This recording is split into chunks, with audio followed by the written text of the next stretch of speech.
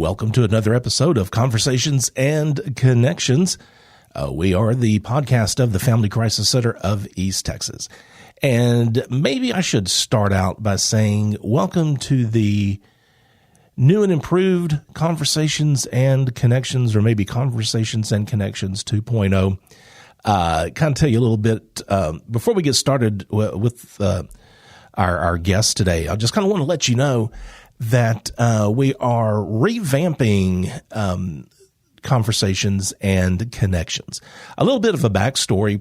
Back in October of last year, our executive director, Whitney, asked me basically to give her a wish list of everything I would just love to have in a permanent podcast studio.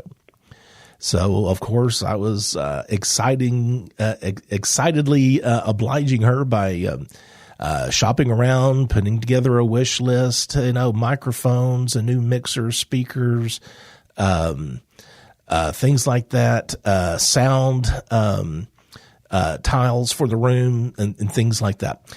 And probably about a month ago, Whitney emailed me and said, "Hey, send me that wish list." I said I did, but I'll send it to you again. And I did. And then literally probably 2 days later, she sent me an email saying, get what you need. And so I was like a kid in a candy store.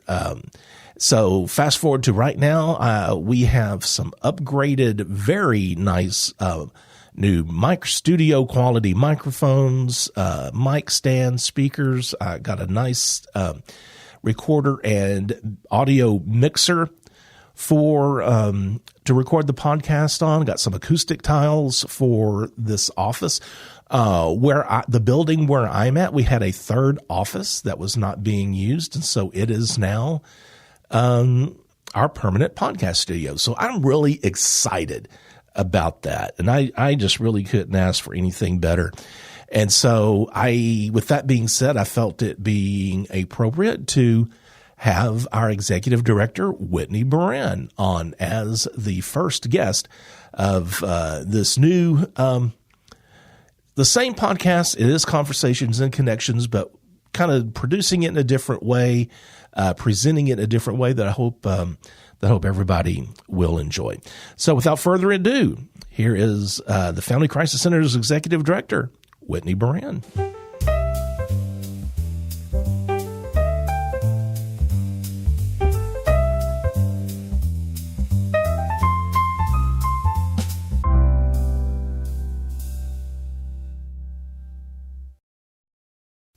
All right. Well, what do you think? What do you think of the of Studio A, as I've been calling it? I'm so excited about this. It looks so legit, and it does. I mean, it looks so professional and legit. Like I feel like I'm in like a real podcast studio. Well, I feel like I'm at a radio station. You are in a real podcast studio.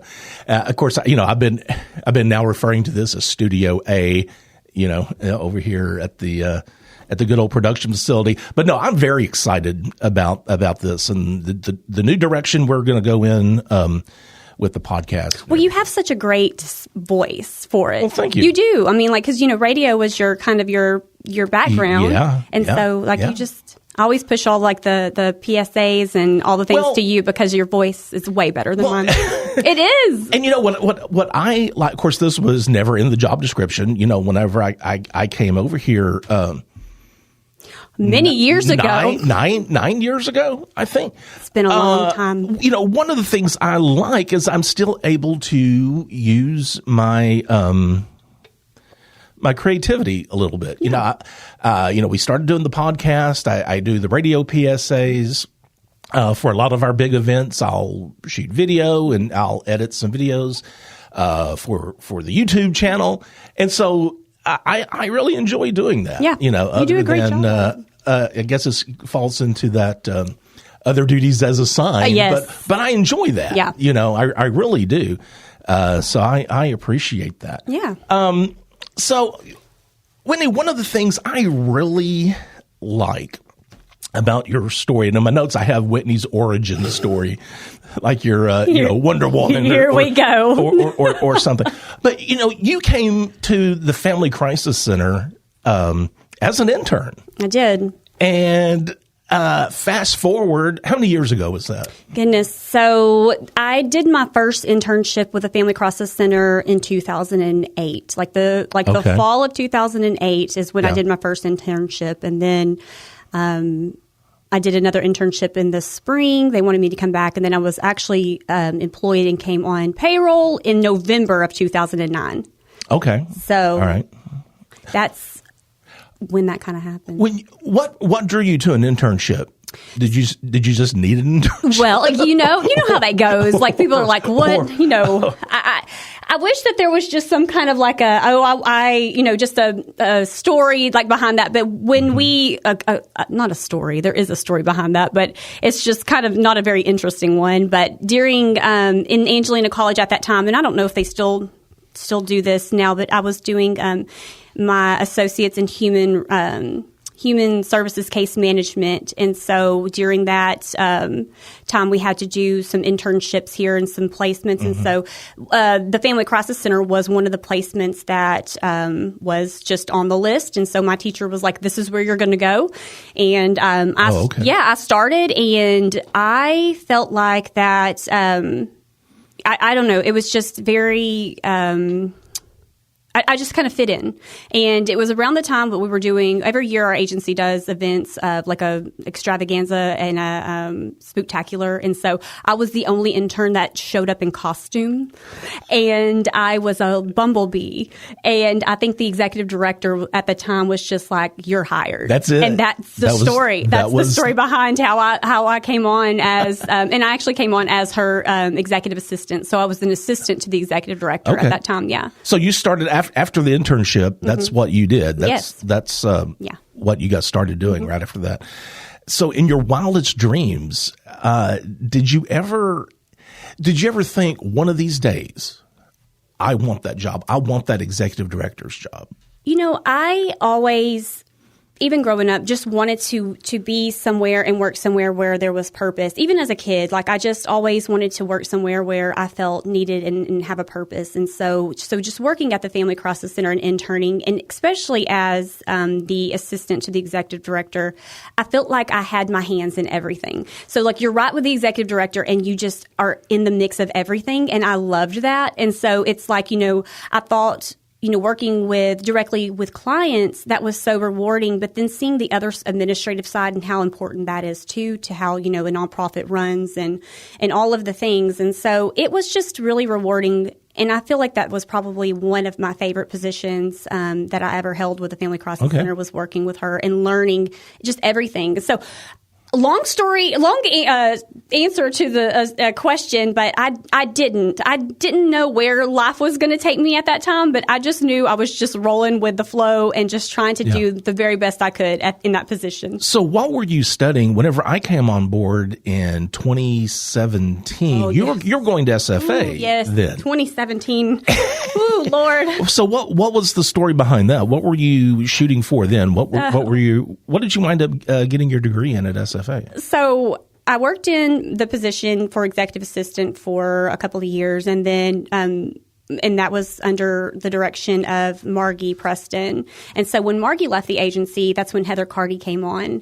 And I worked with Heather. I was actually promoted to the operations director during that time. So I was doing all of the human resource management, facilities. Once again, love that position, working with Heather 10 years under her direction.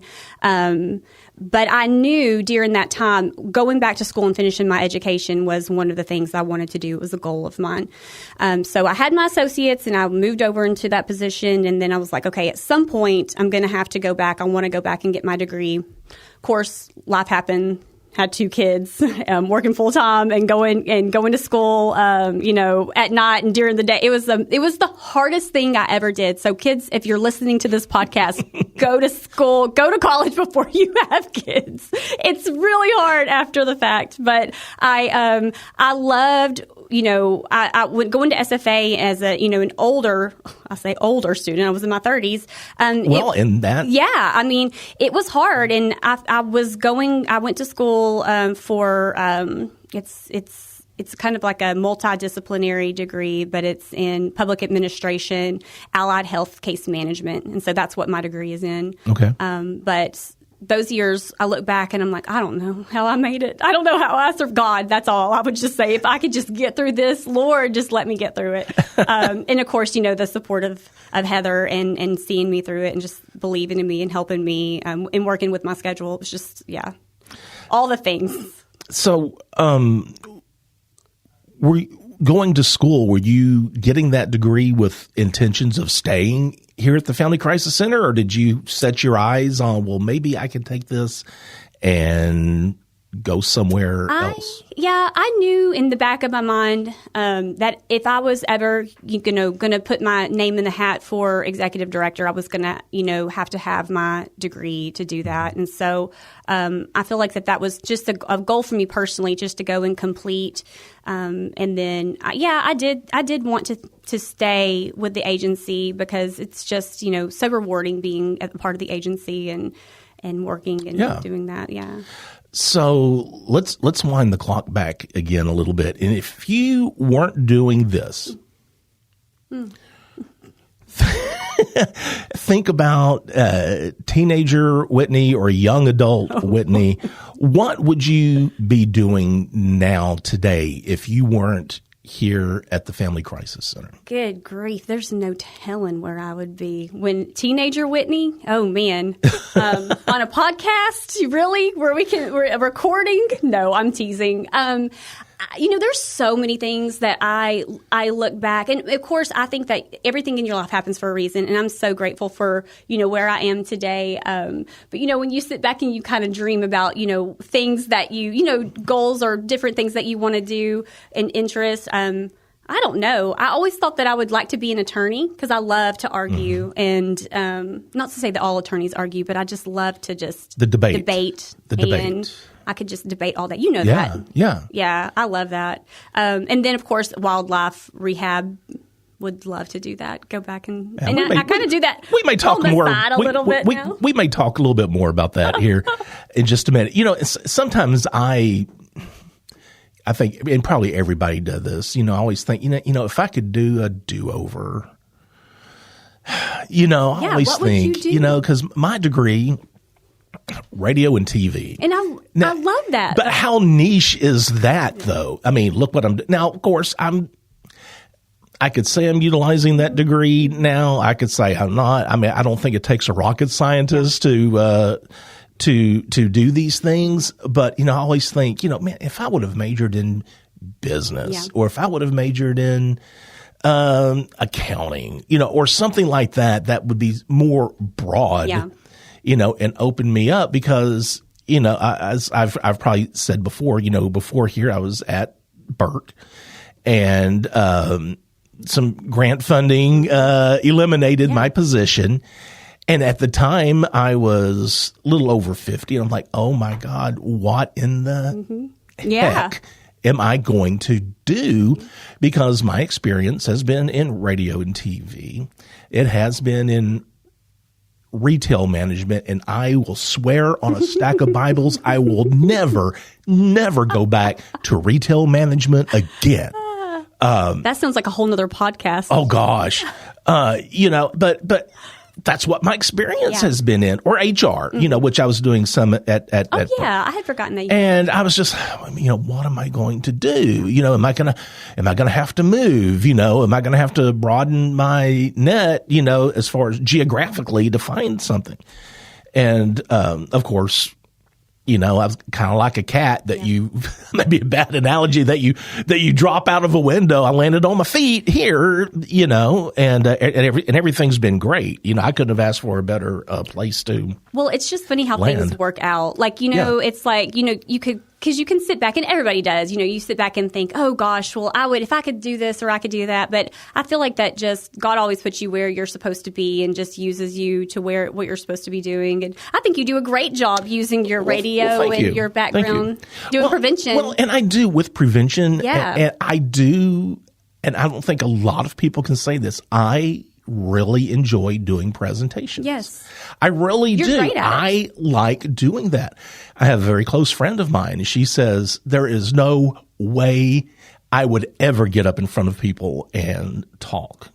It's funny that you mentioned that, because I think that when, going out for executive director, that's one of the things you're in the spotlight. You have to do. And I was more of a behind the scenes, let me just do the work. Mm-hmm. I just want to, I want to do the work. I don't want to be in the spotlight. I don't like to be, on, me. I'm just so under the radar. But that's one of the things I had to kind of get behind me and really kind of, grow my confidence in as being kind of like the face. And it's a lot to kind of get used to when you just really want to hide under your desk sometimes. Well, and yeah. And I'm better now, and I feel more comfortable now speaking to a group. I used to always say this analogy when I was in radio and when I was in television a lifetime ago. You could tell me 5 million people were listening or watching. I was either on radio, more often than not, I was alone in the studio. Yeah. On TV, you had 3 camera people and a couple other folks floating around. That's fine. Yeah. But when you get in front of a group of 30 and you have 30 sets of eyes looking at you, that's a different feeling. Yes. That's a different experience. It really is. And it just takes practice. And I think what helps, at least with me, and I'm not trying to turn this into the Stuart thing, but I love it. I love this. I think more often than not, I'm talking to kids.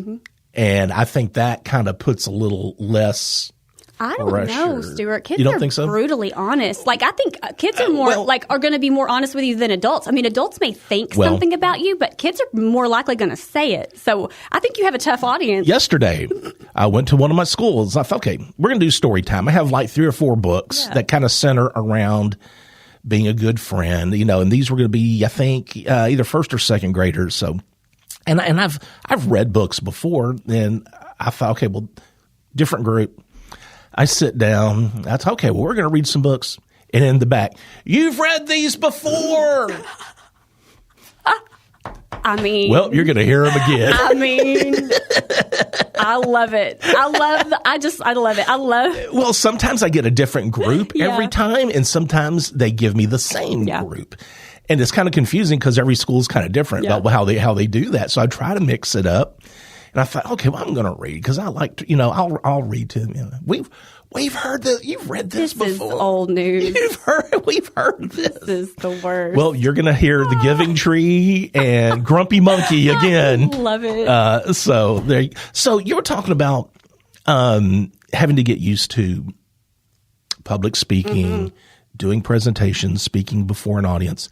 Does the term Branson and Bronson ring a bell? Listen, Branson and Broadus. Oh, Broadus. Broadus. Excuse me. Listen, and I'm going to go back to something that you said. Even being on the podcast, I used to get so nervous about being on the podcast and who's going to listen? Who's going to listen to our podcast? And so I'm so excited about just being able to be on the podcast and talk and just have conversations and just to see where it goes, because I feel like the people that are just going to listen are going to listen, and the people who aren't. So that takes a little pressure off. You know what I'm saying? I appreciate that, and so going back to just even people in the audience, but kids are the audience that is going to be the most brutal and honest. Oh yeah, no, I agree. But yeah, Branson and Broadus, that was something that I did. I was a singer, and all growing up, my family, my dad, my grandfather, all were musicians, and my dad still does, his musician, and he's very active in his church. And but I would sing every Saturday at Branson and Broadus, Coy Buchanan's Catfish Junction. Okay. Yes. I even had my picture on the wall. So if you are listening and you heard me sing or had, went to Coy Buchanan's Catfish Junction in Broadus and listened to the East Texas Jamboree, that was me, yes. And then you were Whitney Davis. I was Whitney Davis. Right, yes. That was 1,000,000 years ago. Do you miss it? I feel like I've lived 1,000,000 lives. well, I go back. I think, I think about my career in radio, my career in TV. being married. Yes. Oh. And not, but you know what I'm saying? You need that little button that. Hey, man. You missed it. But you know what I'm saying? It's like, man, that was a whole section of my life. Yes. And I've been divorced now longer than I was married. And it's just kind of like, wow, that happened. And time goes fast. That just seems like that was just such a long time ago, and just a different situation and just a different life. Well, it was. Do you miss the singing? I do miss it. When I didn't for so long, I don't really even think about it until I was like showing proof that I did. I was having to pull out old pictures of me. I think you showed us some Stuart, pictures a few weeks ago. I was like, look, this was me. Yeah. I think my Paul thought that I was going to be a star. He was my biggest fan, and he just thought that I was just going to be famous and all the things. But I guess I kind of was at Coy Buchanan's Catfish Junction. Well, just imagine if there was American Idol. Yeah. You could have. Yeah, I do miss it. Done that. I do. Yeah, I do miss it. I guess you just get so busy with work and life and kids and. Yeah, no, I do. I do miss that. This may be a far-reaching question, but do you sing now? I mean, besides around the house? I don't. I would like to get back to it. I really should. How serious were you? Were you really thinking that, hey, man, I could really take this somewhere? I did. I was pretty serious. And, even, I sung, of course, at my high school and just everywhere I could at that time. I don't know. Yeah. Feels like a million, like just kind of thinking about it is like nostalgia kind of thing. Right. Yeah. Well, and kind of along the same way, you could have to this day been connected to the country music scene if you would have taken one step and mustered up the courage to ask out Cody Johnson. Yes. I'm going to tell this story. And the people that are listening can believe me or they can't. And if Cody listens to this podcast, he will confirm. And if for some reason, if you don't know who Cody Johnson is, look him up. Google him. Yes. Right. But of course, everyone does. But so yes, Cody Johnson and I during the singing world, like I was really active in FFA, and of course so I did the singing for our FFA at all the leadership events. And I think there's still a banner on the Centerville ISD wall in the ag shop that where I had placed in singing. But I digress. So anyway, in the loop of FFA, that's how and of course Cody was going to school at Groveton at the time, and so he was doing the FFA band for his school, and so we were kind of in the same kind of groups. And when we would go to leadership concerts or development stuff, we would talk and meet, and so. But yeah, so we kind of talked a little bit here and there, and then he was working for the county. Gosh, I don't even know what year this was, and so, but he was actually. I remember one story so vividly. He was actually filling potholes on the county road down the road from my aunt's house, and I was staying there over the summer. And so I had asked my aunt to take me to the store in Groveton up the road, and I bought him a strawberry icy, and I brought it to him as he was shoveling and filling potholes on the county road in Trinity County. Oh, yeah, that's a true story. But that's as far as it went, right? It wasn't my fate to be Mrs. Cody Johnson. Well, of course, Will, my office mate, a couple of offices over, when Cody Johnson was at the rodeo, I kind of already forgot about that. And Will made a comment about, because I think Cody Johnson brought someone up on stage with him. Was it Carrie? It was somebody. I can't remember who. And of course, Will was like, that could have been Whitney. Could have. It wasn't in my cards. And I just keep saying that. Like God just didn't want that life for me. Do you think I cannot believe I'm talking about this on the podcast. If you somehow were able to reach out to him, would he remember you? I don't know if he would. I would hope he would. It's not. I think that would be kind of cool. Yeah. I mean, of course. I can envision a fundraiser for the agency. Yes. Maybe. He was actually at my high school not too long ago, and he had donated some stuff to the ag shop and all the things. So. And what school did he go to? Where was he? He went to Groveton. Oh, okay. Yeah, and then I was at Little Centerville. So that's between Apple Springs and Groveton in Trinity County for those of you for geography. And I say I graduated top 10 in my class, but there's only 10 people in the graduating. There might have been I was thinking the other day, of course, I've been here 9 it'll be 9 years in September that I've been here. And I was thinking just in the amount of time that I was here, all the changes that have happened. And so you've been here longer than I have. What are some of the big changes from the Family Crisis Center from when you first came on board as an intern until now?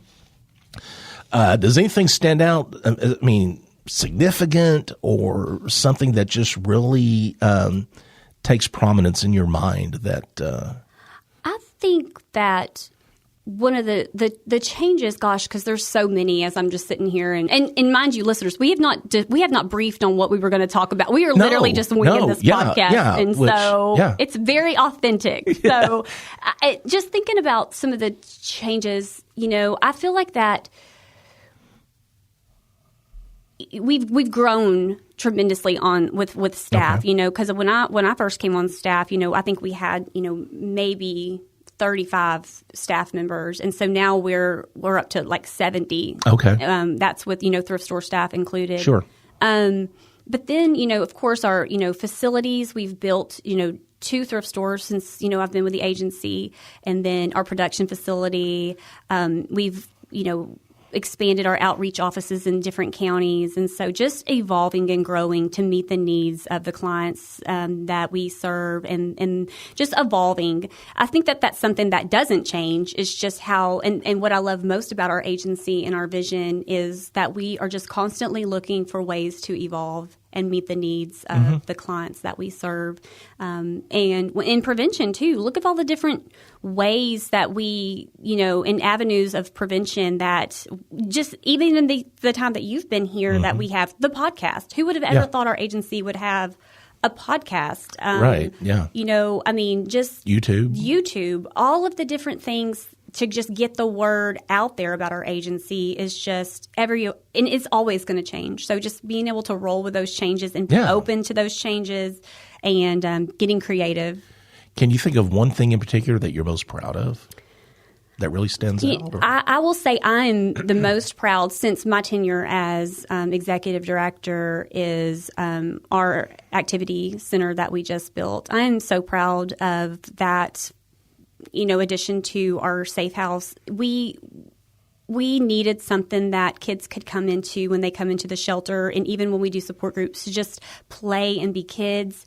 I think about, I always put myself in or think about myself if I had to uproot my kids, and I have 3 kids, and move into an emergency shelter.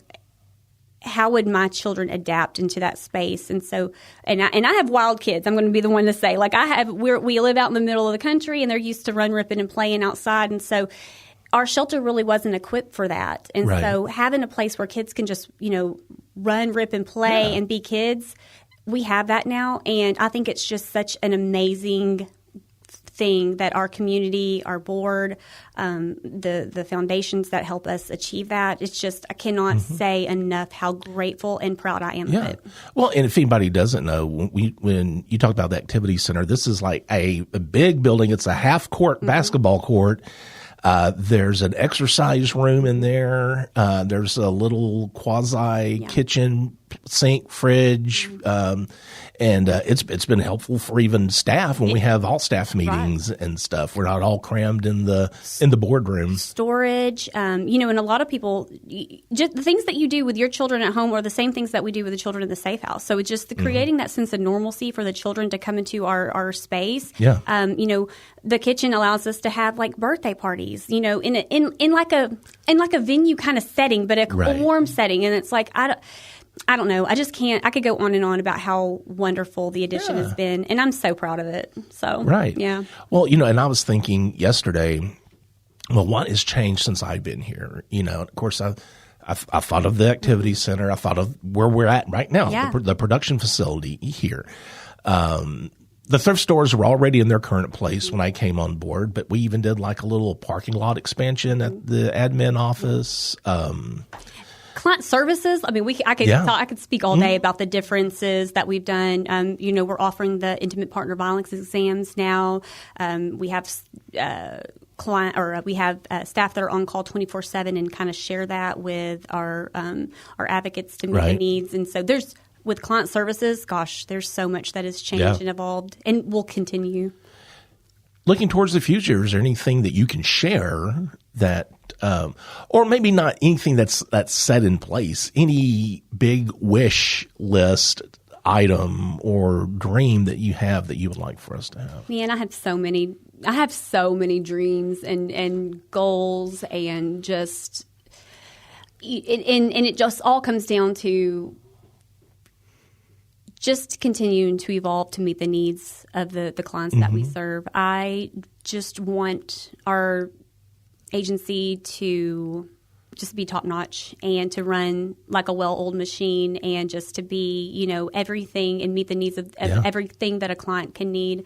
Really focusing on, transitional housing and long-term stability with the clients that we serve, because a lot of times people think that the Family Crisis Center meets the immediate needs of the clients that we serve. And that's true. Like, that is a huge priority to meet the immediate needs. So do you need emergency shelter? Do you need a safety plan? All of these things.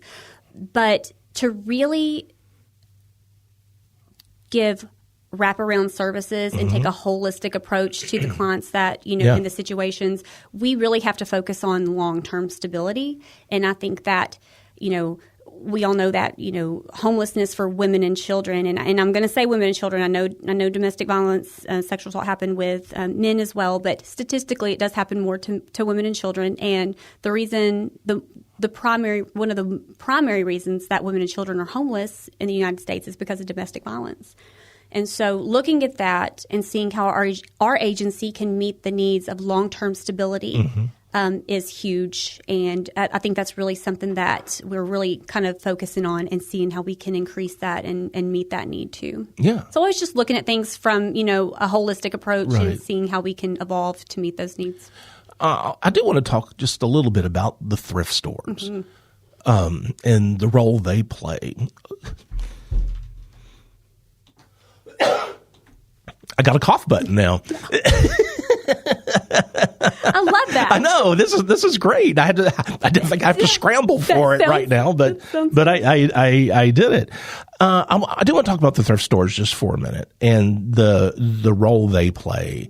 Obviously, everybody loves to go thrift shopping, but I wonder how many people just really truly realize that all of the money they spend at the thrift store is going towards the agency operations. It's not to pad your pockets or anybody else's pockets. This goes to running, and I'll say it. I mean, half of my salary every 2 weeks is derived from the thrift store. Yeah, and I'll kind of touch on that. And you talk about, your salary, because prevention is so incredibly important to taking a holistic approach to domestic violence and sexual assault. And there's, as you know, if you're listening and you work in an agency that has to work with grants, you understand how just completely fluid that is, and how it's just kind of from one year to the next. Right. And so we went through a span of time where prevention was kind of being pulled out of the grants. The grants were like, we can pay for direct client service stuff, but we're not going to pay for any prevention work. And you and I both know that prevention is so incredibly important to, like I said, taking that holistic approach to domestic violence and sexual assault, talking to kids about healthy relationships and all of the different things that prevention brings to the table. And so prioritizing that in our services is huge. And so that's where we can be creative with our thrift store funds to really still be able to do that and provide those services. Our thrift stores, provide over half of our unrestricted revenue. That's huge.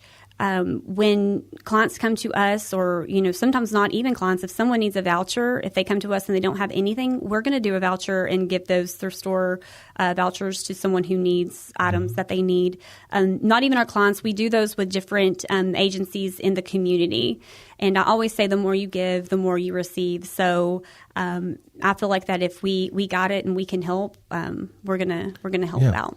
Well, and I always am reminded how grateful, I am grateful, and how grateful we all need to be about the thrift stores, because when I go to conferences, when I go to meetings out of town where there's other agencies, a lot of these other agencies don't have that to rely on. No. And when you were talking about grants not wanting to fund prevention, I knew of a lot of prevention folks that were sweating it, wondering. And I remember, of course, nothing's ever guaranteed, but I do remember you approaching me at one point, said, Stuart, look, you don't have anything. I believe in prevention. Yes. We are going to always have prevention. We'll figure it out. But I know of a lot of people that they don't have that reassurance, I guess. Yes. Do you know off the top of your head how many agencies like ours have thrift stores like we do? I know there's a pretty good bit across the state of Texas. Yeah. Okay. But once again, I think that our agency and our communities are so incredibly blessed with the supporters that we have. I cannot say enough about the people who donate and shop at our thrift stores, because they are such a huge resource to our agency and the clients that we serve. And so always just want to have that plug and to say how grateful we are for our supporters, because we could not do what we do. And even trainings that we try to provide, and just get creative with how we can just do everything we do have to do with our thrift stores. Yeah. That's how we do a lot of what we do. So, and I tell you what, we're not very far from our Lufkin thrift store where my office is at. So I drive by there all the time. And I tell you what, that parking lot is always filled with people shopping. Yes, always. I mean, and just so grateful for that. Just so incredibly grateful for the people who support our mission. Yeah. Can't say enough. You mentioned earlier you have 3 kids. Yes. 3's a lot of kids. 3. Do you think you have raised them differently due to your career? I mean, do you know what? Do you know? I'm smirking because I just had a conversation with my 15-year-old about. But are you more mindful about talking to them about dating violence, about relationships, than you think you would have if you weren't working where you were? I do, and I really do feel like that. And once again, it does. Let me be clear when I say it does not matter. How much you talk to your children about different things. Stuff could still happen. That's I want to be clear with that. But sure. I feel like as a mother, it's hard not to raise your children with the lens of everything that we are exposed to and know. And so yes, I am. Yeah. I feel like that I do. And my kids are like, oh my gosh, Mom, that's not going to happen, it. And I'm like, you don't know what's going to happen. So yes, I do.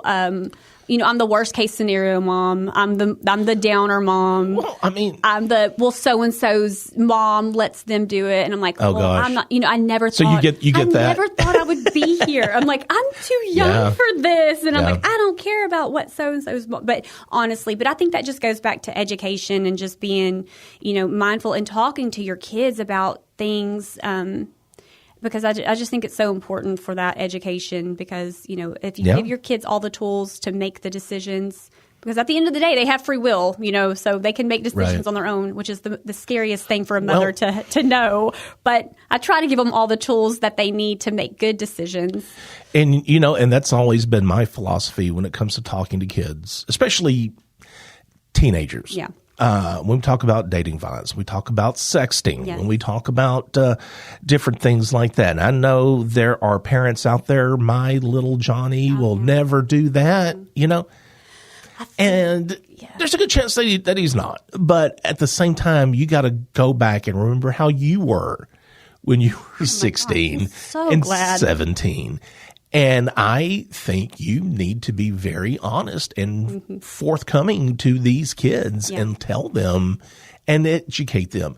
I've heard of many parents say this. I had one parent actually say to me one time, well, I believe this kind of stuff needs to be taught at home. I agree. But how many parents are actually doing it? Well, and I think I think that when you encounter someone saying that, yes, there are a lot of things that in conversations that could happen at home. That's great. But there's so many children that don't have people who are having these conversations or even have steady home lives. And I think that it takes a village, and I think it takes everyone to nurture our youth and to have these conversations and care, that bystander intervention. I feel like that it is so important that we all have that outlook when it comes to our youth and raising them. I feel like that when, as a parent, and I can't speak for every parent, but I feel like that when you start saying, well, my child would never, then your child starts nevering like never before, you know? So I am very non-judgmental and very humble when it comes to, because, you know, like I could say, you know, oh, I'm the executive director of the Family Crisis Center. My child would never. You will never, ever hear that come out of my mouth because, I mean, like I said, I just feel like the scariest thing about raising children is at the end of the day, they have their free will to do whatever they want to do. And I hate that. Yeah. So that's my 2 cents on all that. Well, it's something that just came to my mind real quick, which I still think is kind of funny. This past February when I was doing my East Texas tour of middle schools and high schools, I was your son's Cade's classroom, and I told myself, okay, I'm not going to embarrass him. I'm not going to call him out, you know. But at the end, I had a few minutes, you know, to spare, and I said, well, you know what, Cade here, you know, his mom is our executive director. First of all, Cade probably shrunk about 2 feet in his chair, and probably about half of those boys got up and gave him a standing ovation. Oh my gosh. And I knew he wanted to crawl under his desk. Oh no, he needs that's good for him. I thought that was cute. It's hilarious. So real quick, is there anything going on right now in the news in the country that has your attention as far as our mission at the Family Crisis Center? And, you know, and honestly, that could be a whole other podcast. But does anything kind of... I feel like, yes, and you know, not to get on a political stance or to get there, but yes, I mean, I feel like that the climate that we're in right now, and I feel like kind of we stay in this climate. Of course, you know, us at the agency, we follow a lot of things daily. I mean, like you see daily, like just, you know, most recently, probably the one that just, gosh, gut-wrenched me was the 8 children that were murdered, the domestic violence situation in Louisiana that just happened, Shreveport. I feel like that, while it's so incredibly heartbreaking, but I think that when you work for an agency like ours, and this is the mission that you serve every day, when you wake up and you read a headline like that, it hits you harder. I will say that. I mean, I feel like that's just like, I mean, it's tragic, but I feel like at the end of the day, even, you know, and I'll say even with the Epstein stuff, even with, you know, everything that's going on in the media when it comes to, you know, sexual assault, domestic violence, it's been going on for ever and ever.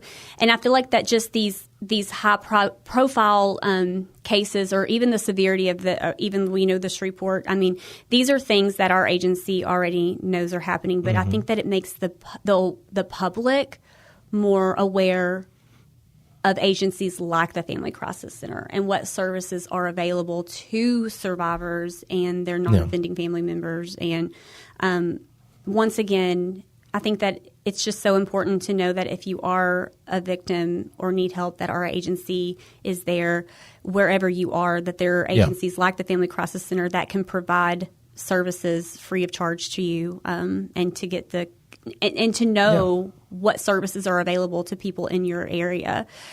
So these things have always happened.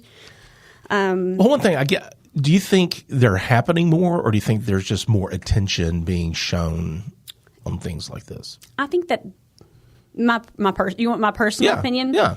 I feel like that's. I feel like that there are these high profile cases that happen, and that they get a lot of public, awareness. Mm-hmm. But these things are happening to everyday people every day right here in your community. Yeah. You know what I'm saying? So it's like, well, I know that situations are different, and the magnitude of them may be a little, or the logistics of them may be a little different. Like sexual assault and then power and control and domestic violence have been happening forever. But I feel like that we are in a different state of mind where hopefully we're meeting the needs more, and that people feel like that they can come forward and say, hey, I need help, and give survivors the space to do that. Mm-hmm. Cool. Okay. Well, before we wrap up, what are you listening to these days?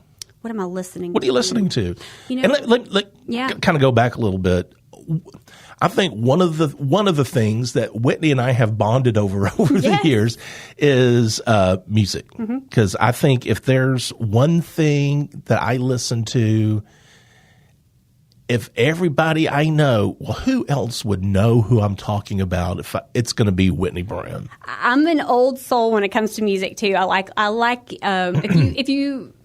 I like a lot of outlaw country. I'm going to be listening to like Waylon or Hank Williams Jr. or even like, I don't know, anybody. I know an array of artists. That's kind of my thing. I may not know a lot, but when it comes to music, I will go toe to toe with someone on music trivia. I'm really into Ty Myers right now. Have you listened a lot to Ty Myers? I have never heard of that. He's before. Pretty new, but I am really digging him right now. So I've been listening to a lot of Ty Myers right now. Okay. Yeah, you need to look him up. I'll do that. Ty Myers. Okay. And let me tell you something about Whitney. In her office, over the past month, you're going to get me fired if my board is listening. I have got to pet a squirrel and a possum. And this is the thing. It's not like Whitney makes this huge announcement. Hey, I'm in your office. And every time I go to the admin office, I usually stick my head in. And even if you don't have time to really talk, just say, hey, how's it going? Anyway, I'm standing in front of Whitney's desk in her office, and we're talking about work, probably. And she goes, oh, hold on a minute. I got to take care of something. You turn around, you bend down, and you're fiddling with something. I said, what are you doing? And you bring up a squirrel. Yeah. Here's the thing, and I'll always say, I don't seek these animals. They seek me. Word's getting out. Yes. And so, yes, in this past, I would say, probably 5 months, I have rehabbed a squirrel and 3 baby possums. Yeah. 4 baby possums, I'm sorry, which have been raised to be released back into the wild. We've done our that's good release, and like a responsible rehabber would do. And but I'm gonna tell you, it's a lot. It is a lot rehabbing these animals. But that's my thing. I love it. Well, of course, the first thing I have to say is, oh, can I hold it? Yes. Take a picture, because how often are you actually holding a squirrel? Then the same thing with the little, the baby possums. All lives matter, Stuart. When am I ever going to hold a possum? One of the clients that were staying with us the other day, I was out there, and because we have a garden, and I was planting our garden, and I was trimming rose bushes in the back and all the things, and one of the crisis workers were telling her, I could hear them, they didn't know I was listening, but I could hear her say, and she has 4 baby possums, and the client said, she's like a Disney fairy tale princess, and I was like, oh, that made me feel that's like the best compliment I ever had, but so that's that's kind of me in a nutshell. All right. Yeah. Whitney, thank you so much. You're such a good sport. I called Whitney up, said, hey, I would be honored if you would be the first guest in the brand new podcast studio and everything. So I really do appreciate that. I enjoy it every time you allow me to be on the podcast. Anytime. And I really, and not to put a dig on anything, but I've been here at the production facility now for